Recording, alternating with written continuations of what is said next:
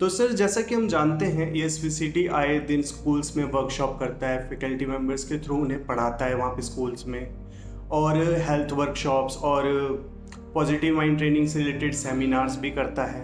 Recently हमने देखा था कि सेक्टर 8 में इन्होंने ब्लड डोनेशन कैंप भी ऑर्गेनाइज किया था। तो मैं सर जानना चाहता हूँ कि ये जो ESVCT ट्रस्ट है इसकी शुरुआत कब हुई थी? ये जो एनजीओ है ये हम लोगों ने प्लान नहीं किया था। ये एनजीओ बनी ऐसे है कि पहले हमारी एक इंस्टीट्यूट थी और उसके अंदर हम कोचिंग देते थे, तो किसी कारणवश मेरे को वो इंस्टीट्यूट बंद करनी पड़ी। तो मैं चाहता था कि मैं उसको बिल्कुल क्लोज कर दूं, बट मेरे मदर ने मेरे को सपोर्ट किया। उन्होंने मेरे को एक आइडिया दी कि why to close the organization, क्योंकि ऑर्गेनाइजेशन बनानी मुश्किल होती है। आप उसको बंद मत करो, आप इसको कुछ ऐसा काम करो या लेटर ऑन स्टार्ट करो, या आप इसको एनजीओ बना लो। उन्होंने मुझे बोला और मुझे वो आइडिया स्ट्राइक कर दिया। मेरे को लगा कि हमें एनजीओ बनानी चाहिए, बट कुछ सालों तक मैं कोप अप नहीं कर पाया क्योंकि मैं ऑलरेडी जॉब में था। तो वो एनजीओ में कुछ अच्छा आइडिया नहीं आ रहा था। हम कुछ भी मतलब अपने लेवल पे हम छोटी छोटी चैरिटीज़ कर देते थे, कुछ बच्चों को स्पॉन्सर कर देना, उनकी फ़ीस भर देते थे, उनकी ट्रांसपोर्टेशन की बुक्स और उनके यूनिफॉर्म के ऊपर। लेकिन उस दौरान ना जब मैं ये सब एक्टिविटीज़ कर रहा था तो मैंने एक चीज़ बहुत ज़्यादा इनकाउंटर की, देखा कि जब हम उन बच्चों की रिस्पॉन्सिबिलिटी ले लेते थे तो उनके जो पेरेंट्स थे वो सीरियस नहीं रहते थे। तो उनका सीरियस का मतलब ये हो गया कि उन्होंने हमें उनके बच्चों की रिस्पॉन्सिबिलिटी उठा ली। तो जो उनके फादर थे उन्होंने देखा कि मेरे पैसे बच रहे हैं, तो उन्होंने वो पैसा शराब में या गलत एक्टिविटीज़ में लेना शुरू कर दिया। तो मेरे पास उनकी वाइफ या उनके बच्चों की मदर्स आई कि ये आपने क्या कर दिया, हमें सपोर्ट तो कर रहे हो लेकिन हमारे घर में तो ये प्रॉब्लम है। तो मुझे ये भी बहुत अलग सा एक्सपीरियंस लगा। मेरे को लगा यार फाइनेंशियली हम किसी को देते हैं तो ज़रूरी नहीं है कि वो उसको उसी तरीके से लगाए। हाँ, और फिर ऊपर से गवर्नमेंट ने भी काफ़ी रिफॉर्म लेके आए थे, गवर्नमेंट ने भी स्कूल्स के अंदर एजुकेशन फ्री कर दी थी। तो फिर हमें लगा कि why to invest money in, जब गवर्नमेंट ऑलरेडी सपोर्ट कर ही रही है। तो फिर हमने उसी टाइम पे अपनी पॉलिसी में चेंज किया। हमने कहा कि हम लोगों को सिर्फ एम्पावर करेंगे, उसके लिए हम किसी को कैश नहीं देंगे, बट हम उनको एजुकेट करेंगे। अगर उनको कोई स्किल्स की ज़रूरत है तो हम उनको स्किल्स देंगे। अगर दूसरा हमने नोट किया कि बच्चों में अगर एजुकेशन या स्किल्स की कमी पूरी करते हैं तो साथ साथ उनको हेल्थ के भी इश्यूज आ रहे हैं, बिकॉज आजकल का लाइफस्टाइल डिफरेंट होता जा रहा है। बच्चे ग्राउंड्स में नहीं जाते, खेलते नहीं हैं, तो उसमें बड़ी प्रॉब्लम्स आ जाती हैं। तो फिर हमने एक प्रोग्राम रन किया कि हम लोगों को एजुकेट करेंगे, जिसके अंदर और जो एजुकेशन करने का सिस्टम ये था कि हम उनके लिए वर्कशॉप कंडक्ट करते हैं। विजिटिंग फैकल्टीज को हम इनवाइट करते हैं, जिसके अंदर जो अपने अपनी फील्ड के अंदर एक्सपर्ट होते हैं, तो हम उनको माइंड ट्रेनिंग के ऊपर लेके चले गए एजुकेशन। क्योंकि एजुकेशन तो स्कूल्स में मिल ही रही है आज की डेट में, और गवर्नमेंट स्कूल्स में भी पढ़ा रहे हैं। और फिर हमने एक सोचा कि क्यों ना आज की टाइम पे जो सबसे बड़ी प्रॉब्लम आती जा रही है यूथ के अंदर वो है डिप्रेशन की। उनके पास कोई राइट डायरेक्शन नहीं होती, तो मतलब उनका माइंड ट्रेन नहीं है। तो फिर हमने एक प्रोग्राम सोचा कि पॉजिटिव माइंड ट्रेनिंग वर्कशॉप्स की जाए, जहाँ पे हम यूथ को या लोगों को उनके माइंड को ट्रेन करने के लिए वर्कशॉप करें। हम उसके अंदर एक्सपर्ट्स को लेके आते हैं, विजिटिंग फैकल्टीज़ को बुलाते हैं, वो वहाँ पे वर्कशॉप्स करते हैं, उनको सॉल्यूशन देते हैं। तो इसके अंदर हम इस तरह से लोगों को करते हैं। फिर दूसरा क्या है कि आज एजुकेशन के साथ साथ स्किल की बहुत ज़रूरत हो चुकी है, क्योंकि अर्निंग पोटेंशियल लोगों की ग्रेजुएशन खत्म हो जाती है, लेकिन उसके बाद भी उनको पता नहीं होता कि मुझे करना क्या है। वो जॉब ढूंढते हैं, जॉब अच्छी मिलती है, कई बार नहीं मिलती है, अगर मिलती भी है तो वो उसके साथ कॉप अप नहीं कर पाते क्योंकि उनके पास वो स्किल्स नहीं होती। तो फिर हम लोगों ने स्किल डेवलपमेंट का प्रोग्राम बनाया, और ये स्किल जो है वो हम डिजिटल स्किल्स हम ज़्यादा देते हैं। उससे दो फायदे होते हैं, एक तो इन्वेस्टमेंट कम होती है, दूसरा क्या होता है कि आज के ज़माने की नीड है। आज हर चीज़ टेक्नोलॉजी के बेस के ऊपर ऑनलाइन, तो जितने भी बिजनेसेस हैं वो सब कन्वर्ट हो रहे हैं डिजिटल बिजनेस में। तो हम डिजिटल एंटरप्रेन्योरशिप के अंदर वर्कशॉप में करते हैं, जहाँ पे हम बच्चों को हेल्प कर सकते हैं। तो तीसरा हमने देखा कि एजुकेशन स्किल के अलावा भी वो कुछ ना कुछ लैक कर रहे हैं, वो है गुड हेल्थ। तो क्योंकि आज की डेट में बच्चे जो है फिजिकल एक्टिविटीज़ नहीं कर रहे, तो हम गुड हेल्थ के प्रोग्राम के अंदर हम क्या करते हैं कि हम हेल्थ के कैंप्स लगाते हैं, ठीक है। उसके अंदर सबसे बड़ी बात और क्या चीज़ करते हैं हम यहाँ पे कि कैंप्स के अलावा हम लोग उनको न्यूट्रिशन की जो प्रॉब्लम है उनकी गाइडेंस देते हैं, हाइजीन के ऊपर हम लोग काम करते हैं, ठीक है। तो इस तरह से हेल्थ के अंदर भी ठीक रहता है, तो उससे बच्चा पूरी तरह से एम्पावर होता है। तो ये 3 प्रोग्राम हम लोगों ने रन किए, तो यही पर्पज़ था कि हमारी एनजीओ।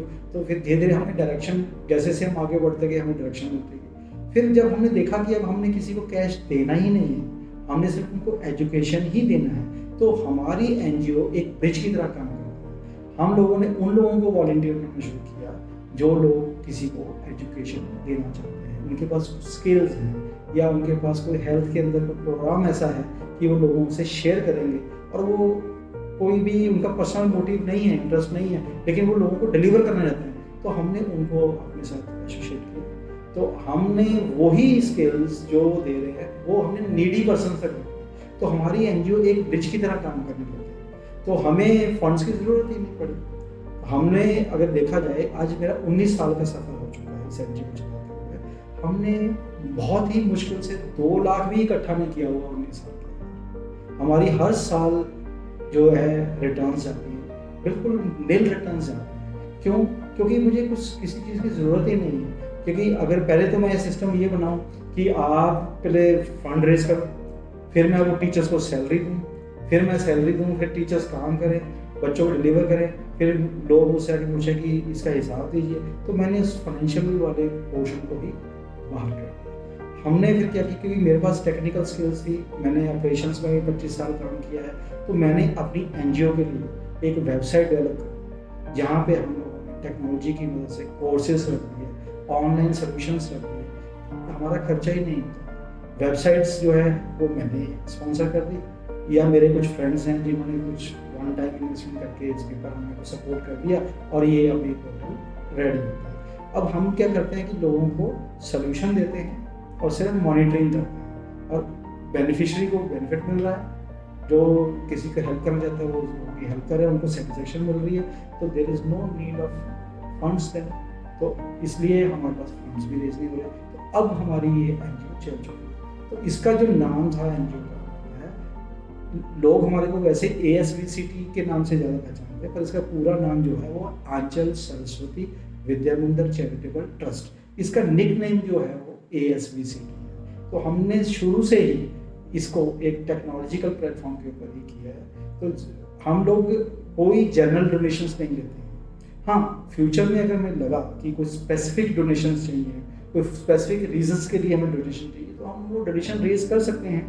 पर अभी फ़िलहाल हम लोग एजुकेशन के ऊपर ही काम कर रहे हैं। हमारा मेन मुद्दा एजुकेशन देना है, चाहे वो आपकी माइंड ट्रेनिंग के ऊपर हो, चाहे स्किल के ऊपर हो, चाहे हेल्थ के ऊपर हो, तो हम लोगों को एजुकेट ही कर रहे हैं। तो अभी हमें ज़्यादा फंड्स की ज़रूरत नहीं है। हमें जो ज़रूरत है लोगों की विल पावर की, लोगों की ज़रूरत है, ताकि वो आएँ, लोग अपना इनपुट दें, जिनको ज़रूरत है उनको सपोर्ट करें, ठीक है। और अगर कोई चाहता है कि मेरे पास कुछ ऐसी चीज़ें हैं जैसे पुरानी बुक्स हैं, कोई कपड़े हैं, तो वो हमें दे सकता है, तो हम वो नीडी लोग पर उन्हीं के थ्रू पहुँचा देते हैं। और जो देता है हम उसी को ही अपने साथ इन्वॉल्व कर लेते हैं, ताकि वो देख भी लेता है कि इनका बेस्ट यूटिलाइजेशन हो रहा है कि नहीं। दिस इज़ ऐसे हम लोगों ने इस सफ़र को शुरू किया, और अब हमारे पास एक विजन है कि हम इसके अंदर कुछ कोर्सेज लेके आ रहे हैं, जहाँ पे जिनके पास स्किल्स हैं तो वो कोर्सेज डिलीवर कर रहे हैं। इससे 2 बेनिफिट होंगे। एक तो वो कोर्सेज हमारे बड़े इकोनॉमिकल रेट्स के ऊपर होंगे, तो वो लोग जो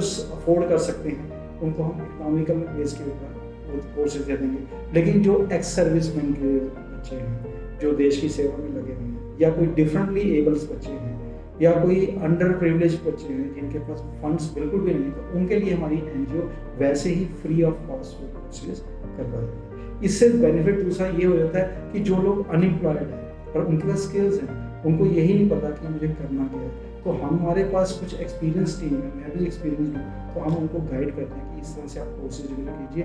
तो जो फंड जो बच्चों से हम लेंगे वो डायरेक्टली हम उन्हीं लोगों को दे देते हैं। इसके अंदर हम 90-10 की रेशो रखेंगे फ्यूचर में।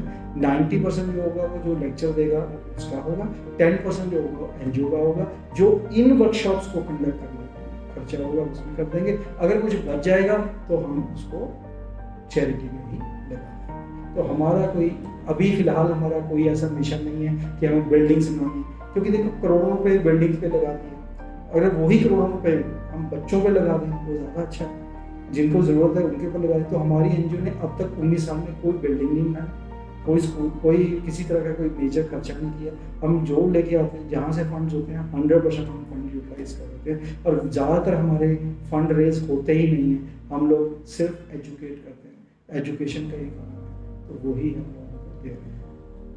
तो सर ये एजुकेशन के क्षेत्र में और गुड हेल्थ के लिए और स्किल्स के लिए आप काम करते हैं। आपने सर बताया आपने एक वेबसाइट बिल्ड करी है asvct.org। मैं गया था उस पर, मैंने कुछ एक्सप्लोर किया, थोड़ा सा ब्राउज किया।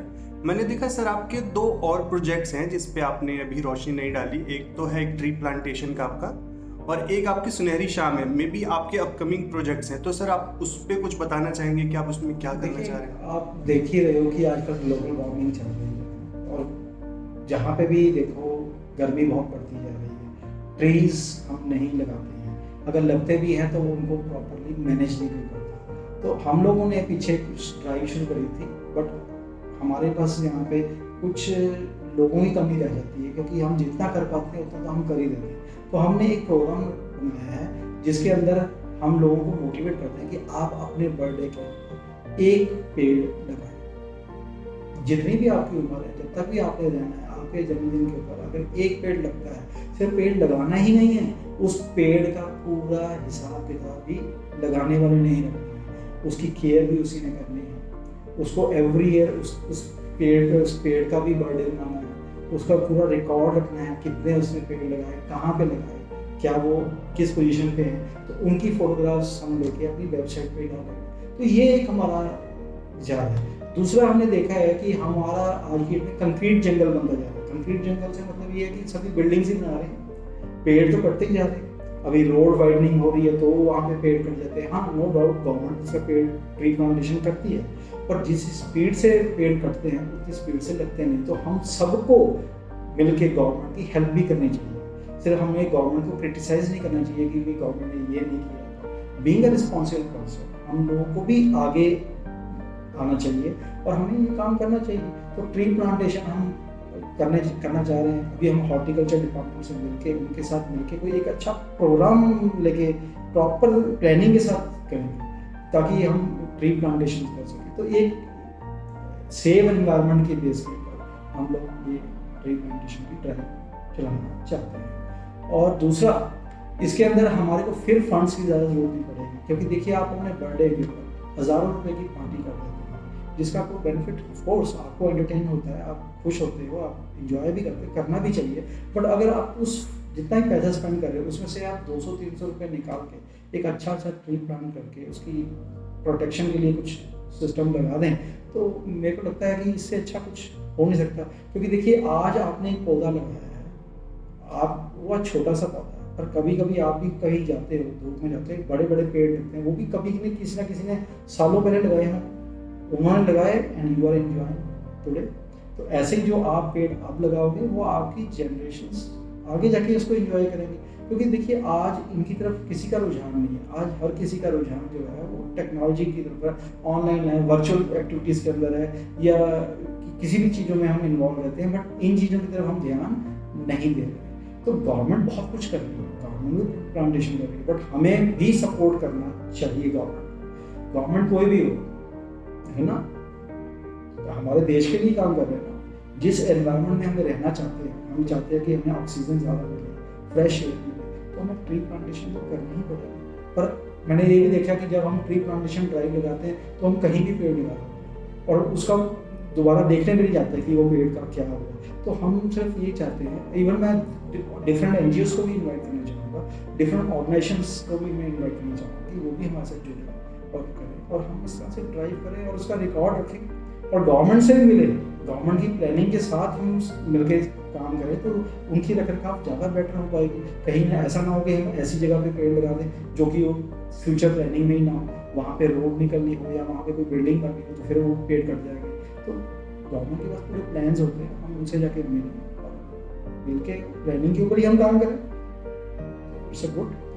दूसरा एक है सुनहरी शाम। आज हर जगह पे यही सुनने को मिलता है कि जी जो हमारे ओल्ड एज सीनियर सिटीजन हैं वो बहुत परेशान हैं। सिर्फ इस बात की परेशानी नहीं होती कि उनके घर में कोई कलह कलेश है या कुछ और है, उनको हेल्थ इश्यूज बहुत होते हैं। ठीक है, कई बार ऐसा होता है कि कईयों को हेल्थ इश्यूज भी नहीं होते, घर में कलह कलेश भी नहीं होता, पर उनके पास रिटायरमेंट एज इतनी बढ़ जाती है क्योंकि आज टेक्नोलॉजी इलाज इतने अच्छे हो चुके हैं तो लोगों की उम्र बढ़ रही है और रेवेन्यू तो हमारा 60 साल की उम्र में खत्म हो गया, तो कुछ देर बाद वो पैसा भी खत्म हो जाता है, बच्चों की शादियां हो जाती हैं, कुछ आपकी कोई इमरजेंसी आई तो फंड्स खत्म हो जाते हैं, तो क्या करेंगे, प्लानिंग ही नहीं है। तो जो शाम सुनहरी होनी चाहिए थी वो शाम बद से बदतर हो जाती है, तो लोग फिर जीना नहीं चाहते। और देखा जाए तो हमारी इसी इंडिया के अंदर लोग 100 150 साल जीते थे, उसके कई रीजंस थे, लेकिन अगर हम कुछ भी अगर अपनी इस लाइफ को प्लान आउट कर लें ड्यूरिंग जॉब के टाइम पे, जब हम या बिजनेस के टाइम पे जब हम सक्षम थे, जब हम पैसा अर्न करें, अगर उस पैसे को हम मिस यूटिलाइज ना करके थोड़ा सा अपने फ्यूचर के लिए प्लान कर लें, तो इस तरह से भी हम सुनहरी शाम को चलाना चाहते हैं। फिर देखा है कि बच्चे आज की डेट में बहुत एम्बिशियस होते हैं, कई बार वो देश से बाहर चले जाते हैं या कहीं शहर से बाहर चले जाते हैं तो पेरेंट्स अकेले रह जाते हैं, तो वो फिर भी एक प्रॉब्लम होती है। तो उन चीज़ों को प्लान आउट करना चाहिए, तो ये प्लानिंग के अंदर ही हमने ये प्रोजेक्ट बनाया है सुनहरी शाम।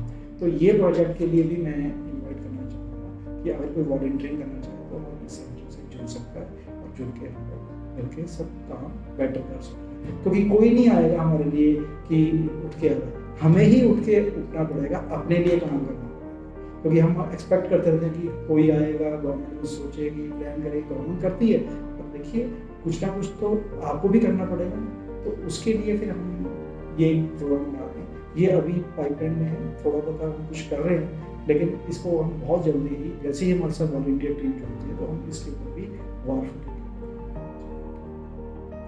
तो सर देखा जाए तो आपने लगभग सभी क्षेत्रों जो मेजर प्रॉब्लम्स हो सकती हैं हमारे देश में, जैसे एजुकेशन हो गया, गुड हेल्थ हो गई, अनएम्प्लॉयमेंट की जो प्रॉब्लम है उसके, तो आप उन सभी क्षेत्रों में काम कर रहे हैं। तो मैं हो गया, जैसे मेरे जैसे और भी लोग हैं, काफ़ी लोग हैं, मैं मानता हूँ बहुत से लोग हैं जो मदद करना चाहते हैं, आपके इस ट्रस्ट में शामिल होना चाहिए, तो कोई आप तरीका बता सकते हैं कि कैसे हम आपके इसमें वॉलंटियरशिप कर सकते हैं? देखिए हम बहुत सिंपल है, हमने अपनी वेबसाइट के ऊपर ही वॉलंटियर फॉर्म लगाया, आप वहाँ पे जाइए, अपना वॉलंटियर फॉर्म भरिए और आप वॉलंटियरिंग कर सकते हैं। और उसी के अंदर ही फॉर्म के अंदर ही आप अपना इंटरेस्ट बता सकते हैं कि मुझे किस क्षेत्र में काम करना है, और आप अपना टाइम भी मेंशन कर सकते हैं। आप चाहें तो पूरे साल में मुझे 1 घंटा दे दें, या हर महीने में टाइम दे दें, या रोज़ दे दें, या वीकेंड में दे दें, वो आपकी है फ्लेक्सिबिलिटी, जितना भी समय दें। कई लोग टाइम नहीं दे सकते, ओके, तो आप सोच सकते हैं, आप अच्छा सोच सकते हैं, हमें अच्छा आइडिया दे सकते हैं, हमें गाइड कर सकते हैं, तो इस तरह से चाहिए। देखिए पैसों की ज़रूरत पड़ती है तब जब हमारे पास वॉलंटियर्स नहीं होते, लोग काम करने वाले नहीं होते, तो फिर हमें पेड पैसा दे के लोग लेके आने पड़ते हैं। तो मेरा ये सोच मानना है, अगर हमने ये एनजीओ बनाई है तो हम इस एनजीओ में लोगों को मोटिवेट करें कि वो दिल से आए और आके जुड़े और वॉलंटियरिंग करें, ठीक है। लेकिन कभी कभी क्या होता है कि हमारे सामने कोई काम आता है, कोई ऐसा कोई बच्चा मिल जाता है जिसको एजुकेशन के लिए फंड्स की इमरजेंसी है, या ये कह लीजिए कोई बीमारी आ गई है, तो स्पेसिफिक नीड हो सकती है, तो उस स्पेसिफिक नीड के लिए फंड हम लेंगे। हमारी पॉलिसी है, हालांकि गवर्नमेंट हमें अलाउ करती है कुछ खर्चा करने के लिए, लेकिन जब से भी मैंने ये काम किया है, जितना भी हमने फंड रेज किया हमने उससे ज़्यादा ही इन्वेस्ट किया, हम सेव नहीं करते, बिकॉज अर्निंग या एक्सपेंसेस जो है वो मेरी अपनी कंपनी जो है या मेरा अपना बिजनेस जो है वो वही इसको टेक ओवर कर लेता है, या मेरे साथ जो बिजनेस जुड़े हुए हैं वही कोई यहाँ से स्पॉन्सर कर देता है। अभी पीछे हमने ब्लड डोनेशन कैंप लगाया था, तो हमने किसी से कोई फंड रेज किया ही नहीं है, तो हमने सेक्टर 8 मार्केट में लगाया था, तो सेक्टर 8 की मार्केट में ही सारा अरेंजमेंट कर दिया। और एक डॉक्टर अनीता जो है जिन्होंने हमारे को कुछ गिफ्टिंग हेल्प में कर दिया, वहाँ पे कुछ फैंस वगैरह में हेल्प कर दी, या कुछ डॉक्टर्स के लिए कुछ खाने पीने के थे, हम उन्होंने कर दिया। तो इस तरह से लोग कुछ ना कुछ कर देते हैं, तो हम फंड रेज करने से बचते ही हैं। तो अभी हमें ज़रूरत नहीं पड़ी है क्योंकि हम एजुकेशन में ही हैं, और क्योंकि मैंने कोई बिल्डिंग बनानी नहीं है, ऐसा हमने को सोचा नहीं।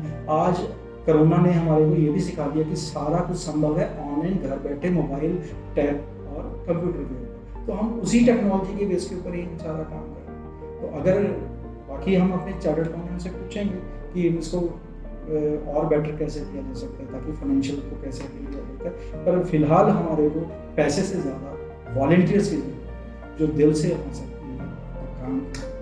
और बताऊँ, अगर यूथ को हमने कंट्रोल कर लिया, अगर उनको हमने गाइड कर दिया, उनको हमने सही डायरेक्शन दे दी, तो जो हमारा कंट्री जो है वो अब सुपर पावर बनने की तैयारी में है, और वो बन भी सकती है जिस तरह से हमारी प्रोग्रेस चल रही है। तो उसके लिए हमें हमें इतना कॉन्फिडेंस क्यों है? बिकॉज ऑफ यूथ, क्योंकि हमारे यहाँ पे यंग पीपल की जो पॉपुलेशन है वो ज़्यादा है, और उनको अगर हम गाइड कर दें तो उनकी जो एनर्जी है और हम लोगों के पास जो एक्सपीरियंस है, अगर वो मैच हो जाए तो बहुत अच्छा हो सकता है ना। तो फिर हमारी कंट्री तो डेवलप होगी। तो हम ऐसे बहुत सारे कोर्सेज लेके आ रहे हैं जो जहाँ पे गवर्नमेंट भी हमें बहुत सपोर्ट करती है। फॉर एग्जाम्पल जैसे स्टार्टअप्स के ऊपर गवर्नमेंट ने बहुत अच्छा काम किया हुआ, तो हम स्टार्टअप में हेल्प करते हैं, ठीक है। तो हम उसके अंदर उनको सपोर्ट कर एजुकेट कर सकते हैं किस तरह से स्टार्टअप होता है, हम उनको फ्री ऑफ कॉस्ट करते हैं। तो अगर कोई कोर्स पेड होगा भी तो उसकी कॉस्ट बहुत ही कम है, मतलब not more than 1000 rupees per month, तो विच इज़ अफोर्डेबल। पर उनमें से भी हमने उन लोगों को एग्जाम्प्ट किया हुआ फीस में से, जैसे कोई एक्स सर्विसमैन के बच्चे हैं, या एक्स सर्विसमैन हैं, या कोई डिफरेंटली एबल बच्चे हैं, या कोई बिल्कुल ही अंडर प्रिविलेज्ड हैं, उनके पास फंड्स नहीं, तो हम उनको बिल्कुल फ्री ऑफ कॉस्ट ये सारे कोर्सेज करवाएंगे। तो इससे अगर हम थोड़ा सा फंड लेते हैं, जैसे मैं कोर्स के अंदर 1000 रुपीज़ लेने की बात कर रहा हूँ, तो उसमें भी हम चैरिटी ही कर रहे हैं, क्योंकि जो बच्चा पढ़ा रहा है, जो एम्पावर है थोड़ा सा, या जो कोई एक्सपीरियंस बंदा आ रहा है, तो उसको भी हम चाहते हैं कि कुछ ऑनरेरी मिल जाए। तो 90% वो हम पढ़ाने वाले को ही दे देते हैं, तो 10% जो हम रिटेन करेंगे वो इनको बेटर मैनेज करने के लिए, ताकि ये मैसेज जो है मैक्सिमम लोगों तक जा सके। थोड़ा सा एडवर्टाइजमेंट के ऊपर होता है। ट्री प्लांटेशन ये नहीं है कि सिर्फ वॉलंटियर ही करेंगे, हम भी चाहते हैं कि कुछ करें। एक सुनहरी शाम के लिए हम लोग कुछ फंड रेज करना चाहते हैं, तो ये एजुकेशन के प्रोग्राम से वो जो फंड रेज होगा, तो हम सीनियर सिटीजन्स के लिए कुछ ऐसी एक्टिविटीज़, कुछ ऐसी वर्कशॉप्स करना चाहते हैं ताकि उनको हम एंटरटेन भी कर सकें, उनको प्लानिंग भी कर सकें, उनको किसी तरह से मेडिसिन या कैंप्स के अंदर सपोर्ट कर सकें। तो उनके अंदर जो कॉस्ट आती है, तो हम ये जो फंड रेज होगा उसी से हम कैंप्स वगैरह भी ऑर्गेनाइज कर देंगे। तो अगर जो कुछ बचेगा तो फिर हम बच्चों स्कूल हम बुक्स वगैरह भी डिस्ट्रीब्यूट करते हैं, कोई गवर्नमेंट स्कूल में चला गया, कोई किसी बच्चे को नीड है तो बुक्स दे दी, कोई यूनिफॉर्म वगैरह दे दी, इस तरह के काम मैं यूटिलाइज कर देता हूँ। 100% यूटिलाइजेशन है, इसमें एक्सपेंसिव डालते हैं, हमारे कोई एक्सपेंसिव जो भी वेबसाइट बनी है, जो भी हमारी चीज़ें हैं, तो वो या तो वो हम लोगों ने अपनी तरफ से इसको स्पॉन्सर कर दिया, या मुझे कुछ लोग स्पॉन्सर कर दिया। अभी पीछे रिसेंटली एक कंपनी ने हमारे को कुछ सामान दे दिया था, तो जो वॉलंटियर आते हैं या हाइजीनिक प्रोग्राम होते हैं, तो उसके अंदर हम लोग वो सोप वगैरह या कुछ ऐसी चीज़ें डिस्ट्रीब्यूट कर देते हैं, क्योंकि कंपनी ने दिया, हमने वेबसाइट पे ही वो ले लिया कि हमें इतना सामान दिया, इतना नहीं दिया, उसी को प्राइस कर दिया। टोटल ट्रांसपेरेंसी रखी हुई है, इसमें कुछ भी ऐसा नहीं है कि हमने यहाँ पे छुपा के रखा, टोटल ओपन।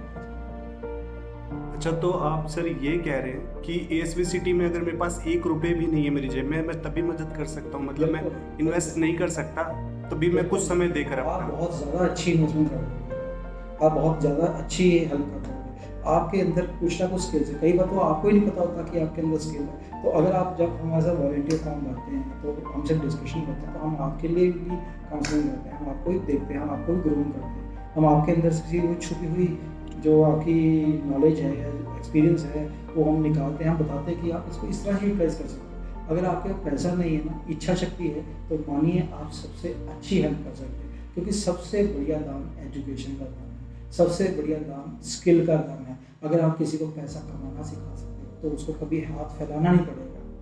अगर आप किसी को एजुकेशन दे देते तो उसको पता लग जाएगा कि भाई मुझे फ्यूचर में करना क्या है।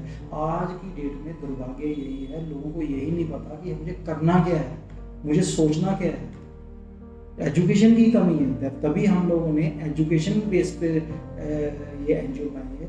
आंचल सरस्वती विद्या मंदिर, ये एक विद्या मंदिर है, वाकई ही एक ऐसा मंदिर है जहाँ पे विद्या का दान दिया जाता है। ठीक है, आज वहाँ पे जितने भी रिसोर्सेज हैं तो उतने रिसोर्सेज के साथ जो बेस्ट कर सकते हैं वो हम कर रहे हैं। तो सर अब यहाँ पे मैं अगर इसमें वॉलंटियर करता हूँ तो मैं इसमें काफ़ी कुछ मैं ये जान पाया हूँ आज की मीटिंग से कि हम बहुतों को हेल्प कर सकते हैं बिना किसी मतलब अपना बिना पैसा इन्वेस्ट करे, बिकॉज कई स्टूडेंट्स हैं जो करना चाहते हैं हेल्प बट उनके पास पैसे नहीं होते, अभी वो कमाई कहाँ रहे हैं, तो वो मतलब अपना कुछ समय दे करके वो कर सकते हैं, हेल्प कर सकते हैं और खुद भी ग्रो कर सकते हैं। इससे वो मैच्योर भी काफ़ी हो जाएगा। देखिए अगर आप शुरू में तो यही फ्रस्ट्रेशन होती है आफ्टर एजुकेशन, पहले तो हमारा सिस्टम ऐसा है कि हम 20-22 साल तक तो पढ़ते रहते हैं, फिर हमें स्किल जो है वो प्रोग्राम बहुत कम है। लेकिन अब स्कूल्स एजुकेशन में बहुत चेंजेस आते हैं, अब बहुत सारे स्कूल्स ऐसे हैं जो स्किल्स के ऊपर भी काम करते हैं। हमारी मैनेजमेंट स्कूल्स खुले हैं जहाँ पे प्रॉपर बच्चों को, लेकिन वो हर किसी को नहीं मिल पाता। तो अगर वॉलंटियरिंग के थ्रू अगर आपके पास कोई स्किल्स है तो अगर आप शेयर करते हैं तो आपकी नॉलेज बढ़ती है, उससे कम नहीं होती। और वो जो पीरियड होता है जहाँ पे आपके पास जॉब नहीं है, आप अकेले बैठ के सोच रहे हो, फ्रस्ट्रेशन में बैठे हो, एक कमरे में बैठ के पता नहीं क्या अपने ही क्वेश्चन अपने ही आंसर देते जा रहे हो और एक डिप्रेशन का शिकार होते जा रहे हो, उससे अच्छा तो ये है ना कि हम बैठ के कुछ काम करें, किसी की मदद करें, है ना। तो अगर आप फ्री टाइम के अंदर अगर आप किसी को हेल्प करते हैं, किसी को एजुकेशन देते हैं तो उससे आपका नॉलेज बढ़ेगा, क्योंकि नॉलेज शेयर करने से बढ़ती है, कम नहीं होती। ये बहुत अच्छी ऑप्शन है यूथ के लिए। देखिए आज हमें यूथ की भी ज़रूरत है और एक्सपीरियंस लोगों की भी ज़रूरत है। बहुत सारे लोग रिटायर हो जाते हैं, रिटायरमेंट के बाद उनके पास कोई काम ही नहीं होता, तो मैं उनसे भी रिक्वेस्ट करूँगा कि वो रिटायरमेंट के बाद उनके पास इतना ह्यूज एक्सपीरियंस होता है। हर इंसान के पास एक्सपीरियंस है, हर इंसान ने अच्छा कुछ ना कुछ किया होगा। अगर किसी ने कुछ नहीं भी किया तो भी उसके पास बहुत अच्छा एक्सपीरियंस है, बिकॉज उसको पता है कि मैंने कहाँ गलतियाँ की हैं, मैंने कहाँ गलत किया जिसके कारण मेरा जीवन जो है वो अच्छा नहीं हुआ, तो क्यों ना मैं किसी को गाइड करूँ। आज की डेट में हम सारी जो मेहनत है अपने परिवार की तरफ लगाते हैं, और दुर्भाग्य की बात ये है कि परिवार में कोई सुनता ही नहीं है। क्योंकि एक बात तो सभी ने सुनी है, घर का जोगी जोगड़ा बाहर का जोगी सिद्ध।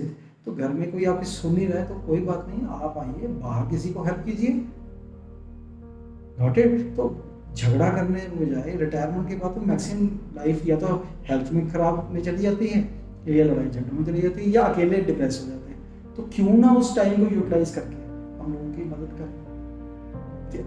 Number of ways to help any NGO, not our NGO, any NGO.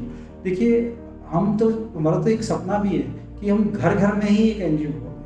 बात ये नहीं होती है कि एक एनजीओ कितने लोगों को सर्व करे। देखिए आप आज 150 करोड़ की पॉपुलेशन को हम टच करने वाले हैं, तो कितनी एनजीओज हैं, कितना सपोर्ट कर सकते हैं। तो बहुत सारे लोगों को मोटिवेट करना चाहिए। किसी के पास कोई कमी है, किसी के पास कोई कमी, अगर हम अपनी कमी किसी और से पूरी कर लें और उसकी कमी हम पूरी कर दें तो हमारा जो कंट्री है एकदम से इकॉनमी भी ऊपर जाएगी और हमारी सोच भी अच्छी होगी। तो आज की डेट में पहले सबसे बुरी बीमारी हमारे यहाँ पे क्या थी, डायबिटीज़, हार्ट, ये।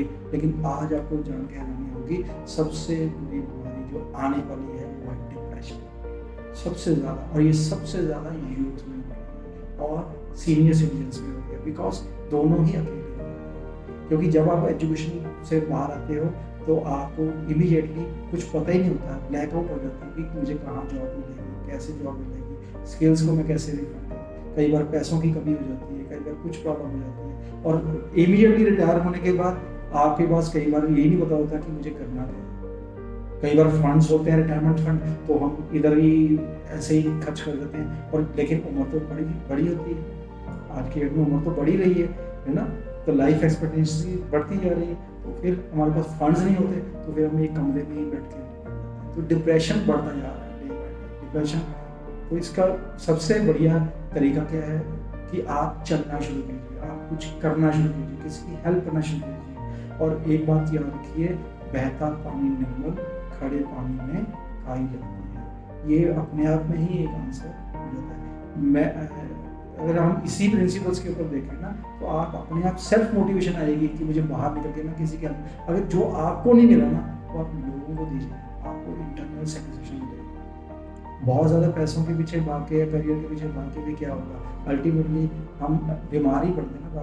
वो पैसा जितना कमाया है वो बीमारी में ही लगता है। तो जितना स्लो चलोगे लाइफ उतनी ही हसीन होगी, जितना स्लो चलोगे लाइफ उतनी ही बड़ी होगी, जितना फास्ट चलोगे लाइफ उतनी ही छोटी होगी, लाइफ उतनी ही प्रेशर होगी। समझने की बात है।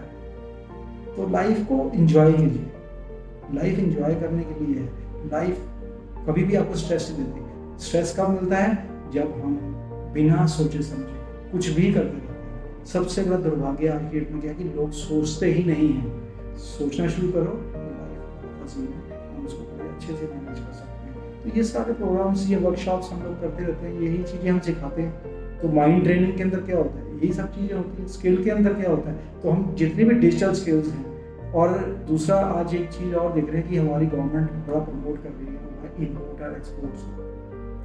तो इम्पोर्ट एक्सपोर्ट के लिए जैसे मैंने भी अपनी कंपनी में काफ़ी काम किया, मुझे नॉलेज है इसकी, मुझे थ्योरेटिकल भी है ज़्यादा, प्रैक्टिकल थोड़ा कम है। तो मैं ऐसे विजिटिंग फैकल्टीज़ को लेके आ जाता हूँ जिनके पास ये नॉलेज है। तो हम ये यूथ को सिखाना चाहते हैं। जितने भी अनएम्प्लॉयड लोग हैं, अगर हम उनको सिखाएं तो आज की डेट में कोई भी एक्सपोर्ट कर सकता है। एक्सपोर्ट करने के लिए पैसों की ज़रूरत नहीं है, नॉलेज की ज़रूरत है। तो पहले हम नॉलेज गेन करो। पैसा तो आपको सरकार देती है, हर चीज़ के लिए पैसा देती है, लेकिन आपकी प्लानिंग होनी चाहिए, आपके प्रोडक्ट अच्छे होने चाहिए, आपकी नॉलेज होनी चाहिए, आपको पता होना चाहिए कि मैं गवर्नमेंट के रिसोर्सेज को कैसे यूटिलाइज कर सकूँ। ये सब चीज़ें आपको हमारे इस कोर्स के अंदर भी बताएंगे। फ्री ऑफ कॉस्ट है उन तीनों के लिए। बाकी कुछ लोगों के लिए हम लोग चार्ज करते हैं, बहुत ही नॉमिनल मंथली इसके। देयर से thank you so much sir, आपने अपना टाइम दिया, एसवीसीटी के बारे में बताया। और हम ये भी चाहेंगे कि आगे भी आपसे मुलाकात हो, हम इन प्रोजेक्ट्स के बारे में और जानें। आप क्या इन क्षेत्रों में कर रहे हैं, क्या कोर्सेज़ हैं, क्या नए कोर्सेज़ आ रहे हैं, ताकि लोगों की ज़्यादा से ज़्यादा मदद हो सके। Thank you so much sir, मिलते हैं आपसे फिर से। Thank you.